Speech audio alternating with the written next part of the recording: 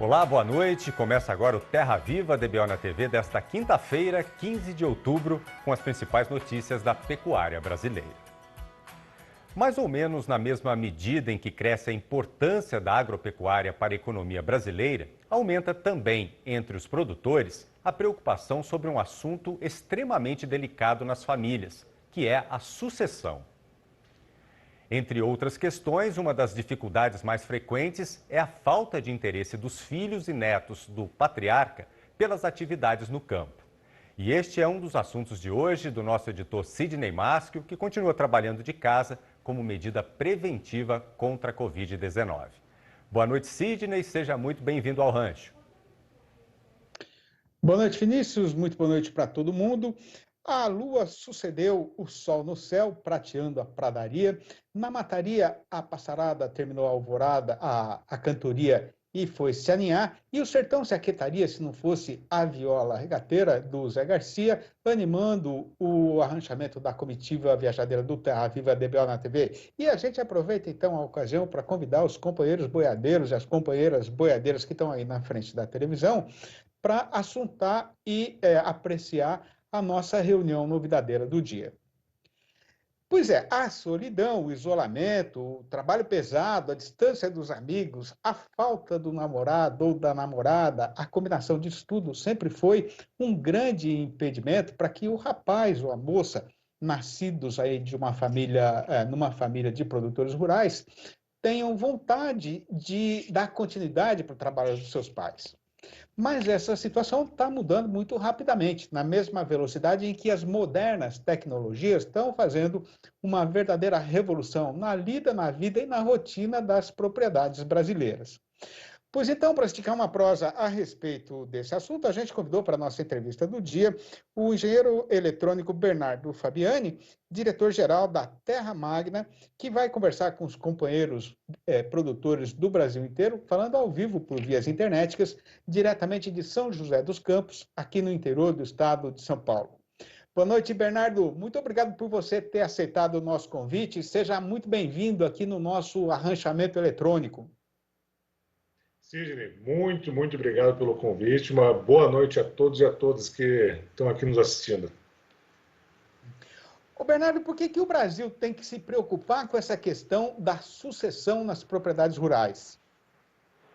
Quando a gente fala sobre sucessão, Sidney, é bem importante lembrar que a gente passou por uma geração extraordinária, que foi a geração que saiu do sul, deu a cara a tapa e abriu o cerrado. Então, a gente costuma chamar isso de geração pioneira. É o pessoal que foi lá, conseguiu abrir o pasto, conseguiu plantar, conseguiu colocar o gadinho lá pela primeira vez. E essa geração ela tem um amor muito grande pela atividade. Eles se lembram como foi construir uma cidade ao redor de um posto de gasolina. Então, é um amor diferente pela atividade, pela profissão. E quando a gente fala sobre as próximas gerações, eles não viram isso ser construído, ou viram grande parte já pronta. Então é muito difícil de você conseguir transmitir o amor que essa geração pioneira tem. E porque tem muitas dificuldades. Então, assim, a vida do produtor, a vida do rancheiro não é uma vida fácil. É um trabalho de sol a sol e tem opções muito mais fáceis na cidade. E justamente por conta do trabalho extraordinário que esses pioneiros e pioneiras tiveram desde a década de 70 até hoje, justamente esses jovens eles conseguiram ter uma formação muito boa na cidade, muitas vezes até mesmo fora do país, e não têm interesse, não tinham pelo menos interesse em voltar para a atividade. Tanto é que uma piada que eu ouço muito em roda de produtor é que é muito fácil ter herdeiro, mas é muito mais difícil ter um sucessor. E a gente tem visto isso mudar, felizmente. Diversas dessas pessoas que foram estudar na cidade estão se interessando agora por voltar para a atividade porque estão encontrando um campo muito mais tecnológico, um campo muito mais conectado, muito menos distante da cidade. Agora, quando é que o patriarca, a matriarca, quando é que ele tem que começar a pensar em sucessão na propriedade, Bernardo? Uma ótima pergunta, assim, desde sempre, assim, tem que ser a preocupação dela desde o primeiro momento, porque um sucessor não se faz do dia para a noite. Um sucessor, o fato de alguém simplesmente ser um filho ou um neto, não faz dele um sucessor. Isso faz dele um herdeiro, certamente, mas não um sucessor. Então, o sucessor é formado, é forjado. Ele tem que ser preparado ao longo de muito tempo para ter todo o cuidado, ter toda a informação, ter toda a experiência que o patriarca tem. E isso não é uma coisa que é construída do dia para a noite. Isso é uma coisa que tem que ser feita, esse amor tem que ser incutido desde o começo. Entender que aquilo que aquele jovem tem é devido àquela atividade, é devido ao trabalho daquele patriarca lá desde a década de 70, lá quando foi para o Cerrado, quando não tinha nada. E não é todo mundo que vai ter perfil. Acho que isso não é um julgamento, inclusive. É só uma preocupação. Então, respondendo agora bem curto, tem que ser uma preocupação constante, gastar pelo menos alguns minutos no dia sempre com isso na cabeça. Quer dizer que isso é um processo que tem que ser feito com planejamento, né, Bernardo? Planejamento, como toda formação, assim, o médico ele não se forma do dia para a noite e tem uma frase ótima de um antigo presidente dos Estados Unidos que é: o trabalho de um agricultor pode parecer fácil quando você está a milhares de quilômetros do campo com uma caneta na mão. Então, não é algo que vai se aprender trivialmente, não é algo que você pega e explica, vai lá, tem que levantar tal hora, tem que fazer tal coisa. Não, é uma coisa que demanda sistematização. E você não consegue, é uma daquelas coisas que você consegue aprender, mas dificilmente você consegue ensinar também. Então, a pessoa tem que estar na atividade, tem que estar próxima, tem que se interessar. Outra frase excelente é que, diferentemente do corpo, que acaba ficando fortalecido quando você exercita o mesmo forçado, a mente não é assim. Então, parte é realmente preparar do ponto de vista intelectual, mas parte é preparar o espírito, é preparar para que o herdeiro se torne um sucessor realmente. E assim, a gente tem um trabalho muito mais fácil hoje em dia, porque essas novas tecnologias, a conexão do campo com a cidade, está diminuindo muito o medo dessas pessoas de voltarem para o campo. Porque agora a atividade ela não é mais arcaica, não é aquela atividade do pioneiro que teve que ir lá e tinha um gerador a diesel. Agora, realmente, assim, a gente tem eletricidade no campo, em grande parte do campo, a gente tem conexão, a gente tem internet via satélite, internet via rádio, tem conexão de baixa frequência. Então, a gente tem chip eletrônico dos animais, melhoramento genético, balança eletrônica, são todas as coisas que acabam contribuindo para aumentar o interesse do jovem em voltar para o campo e permanecer na atividade. Agora, o que é que essa revolução tecnológica tem a ver com crédito, Bernardo? Quando a gente fala de crédito, assim, uma das coisas que todo mundo que está ouvindo certamente gasta um tempinho se preocupando com crédito. A gente se preocupa tanto com crédito porque a gente tem um problema de desbancarização muito grande no Brasil. O que significa isso? Significa que, em resumo, a gente não tem informações, o banco, por exemplo, não tem informações o suficiente para dar crédito de uma forma consciente. E a tecnologia, ela ajuda muito a trazer essas informações para que instituições financeiras ou fundos consigam financiar apropriadamente todo mundo que está nos ouvindo. Então, acho que é muito importante entender o outro lado da mesa sempre em uma negociação. Então, como o outro lado da mesa pensa? O banqueiro ele pega, olha para uma empresa aqui na cidade e fala: ó, eu quero ver um balanço, ele consegue ver um demonstrativo financeiro e consegue fazer, digamos assim, um raio-x do negócio aqui na cidade. Tem muito produtor que assim, nossa, pena para fornecer o IR, então o imposto de renda. Então, a tecnologia ela vem para organizar todos esses dados para o produtor parar de ter trabalho, de gerar toda essa documentação e conseguir apresentar isso para o banco. E essa facilidade, essa clareza no negócio, significa mais crédito, significa facilidade de crédito. Bom, rapidamente, para a gente arrematar a prosa, Bernardo, quais são os grandes desafios, né, para esse jovem que está assumindo, que vai assumir daqui para frente a gestão da Fazenda da Família? Profissionalização é a palavra, Sidney.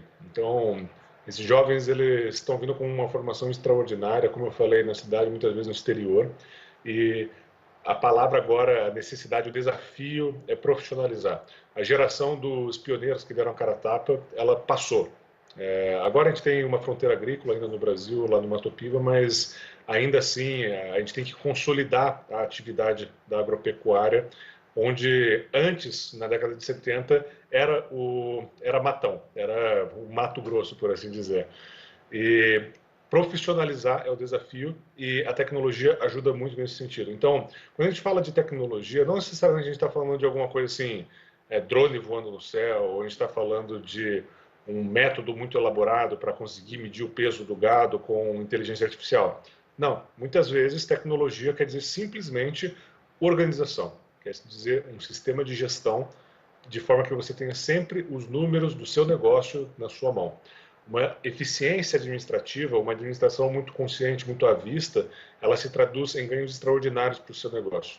Tem muita gente brigando para tentar aumentar a lucratividade do negócio em 3%, 5%, sendo que uma administração bem feita, para enxugar custo onde não precisa, para ver onde está gastando demais, para ver onde está gastando de menos também, consegue trazer 10%, 15% de ganho no resultado final. Então, o que vai diferenciar a atividade agropecuária nos próximos anos, de novo, com essa geração que está vindo para profissionalizar a atividade, é justamente a profissionalização.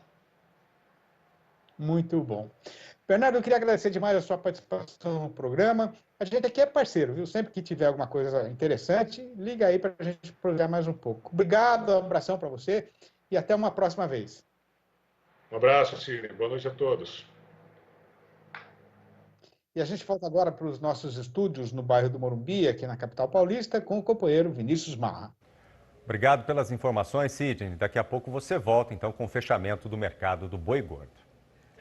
Vamos agora para um rápido intervalo. A gente volta em instantes. E estamos de volta com Terra Viva DBO na TV. E estão abertas as inscrições para a edição 2020 do Ideas for Milk, o desafio de startup da Embrapa Gado de Leite. Este ano, por causa da pandemia do novo coronavírus, a competição será digital e internacional. A startup de Sávio foi uma das vencedoras do Ideas for Milk em 2019. A empresa monitora em tempo real os tanques de expansão e permite manter a qualidade do leite que fica armazenado nas fazendas. Tivemos feedback de produtor, feedback de indústria de laticínios, feedback de fazendas. As maiores e melhores instituições do agronegócio estão presentes no Ideas for Milk. Isso traz uma energia muito grande e é extremamente engrandecedor para nós que produzimos o empreendedorismo no Brasil. As startups devem apresentar soluções para os problemas da cadeia do leite. Valem ideias para produção, processamento, transporte e até para o varejo. E no desafio de 2020, essa solução não precisa ser necessariamente digital. Pode ser um novo modelo de negócio, um novo produto, mas tem que ser inovação. E a gente está à procura de jovens que queiram transformar o mundo através do leite e que queiram também ficar ricos. Nós precisamos ter os unicórnios do agro brasileiro aqui o mais rápido possível. Unicórnio é aquela startup que ultrapassa o valor de $1 bilhão. E a gente tem condição disso acontecer no Brasil. As propostas devem ser encaminhadas até o dia 3 de novembro. As informações e o regulamento estão no site ideasformilk.com.br. Todas as atividades serão virtuais, inclusive a final do evento no dia 11 de dezembro.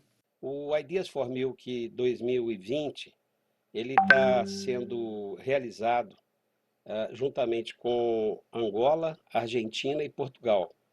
Mas na medida em que a gente vai fazer tudo pela internet, pelo YouTube, pelo canal da Embrapa, o mundo inteiro vai ter acesso. Eu não tenho a menor dúvida, nós teremos uma repercussão muito intensa desse evento. E bom para as startups, porque tudo que elas buscam é visibilidade para que possam receber algum investimento e transformar o seu negócio em algo exponencial. E a gente quer isso. E seguimos para mais um intervalo e já voltamos com o fechamento do mercado do boi gordo e as cotações desta quinta-feira em todo o Brasil. Até já! De volta com Terra Viva DBO na TV. E voltamos a conversar com o editor Sidney Maschio para saber como ficou o comportamento do mercado do boi gordo nesta quinta-feira em todo o Brasil. Quais são as suas informações, Sidney? Pois não, Vinícius, obrigado. E com o mês agora já vencido na sua metade abrideira, o que tem para ser contado é que a nossa praça boiadeira venceu mais essa jornada, embicada outra vez no rumo de subida da ribanceira. A primeira interpretação para essa situação atual é que até agora, neste ponto que a gente está do calendário, o pagamento do salário ao trabalhador empregado tem sido suficiente para sustentar o movimento e garantir algum faturamento para açougueiro aqui no nosso próprio terreiro. Isso quer dizer também que, pelo menos por enquanto, a machadada dada pelo governo federal na ajuda emergencial para a população fazer o enfrentamento da pandemia e o aumento do desemprego por causa da crise da economia ainda não fizeram o efeito de derrubar o consumo interno conforme está sendo previsto e esperado pelo povo do mercado. Outra questão é que depois de um ligeiro escorregão aí no final do recém-terminado setembro, a exportação embalou de vez no rumo de subida do Estradão, sendo que, de acordo com a informação mais recente do Ministério da Economia, nas 2 primeiras semanas deste mês presente, os embarques registraram um crescimento de 10,8% na comparação com o período correspondente de 2019. Enquanto isso, o esmagrecimento da escala de serviço no frigorífico está confirmando o que a gente tem falado aqui, de assim e outro também, que não tem gado terminado nem para remédio no nosso comércio boiadeiro. No balanço do dia da Scott Consultoria, foram apuradas mudanças nas cotações em 12 das 32 regiões pesquisadas no país inteiro, com o registro de 10 altas e de 2 quedas. E para a atenção do amigo pecuarista, o companheiro apresentador e jornalista Vinícius Marra vai começar a fazer agora a recitação dessa lista. Acompanhe. Começamos as cotações com o estado de São Paulo. Em Barretos e Araçatuba, houve alta tanto para o boi, que passou a valer R$ 261, como para a vaca, que saltou para R$ 246,50, no prazo de 30 dias e já descontada a parte do fundo rural. Agora falamos de Dourados, em Mato Grosso do Sul, que registrou valorização só para o macho, que arredondou os R$ 250. Continuamos no centro-oeste do país. No norte de Mato Grosso, a arribada foi geral. O boi está valendo R$ 243,50 e a vaca R$ 233,50. Na região sudoeste do estado, o macho também está cotado a R$ 243,50. Já a fêmea pulou para R$ 231,50. Vamos agora para Marabá, no Pará.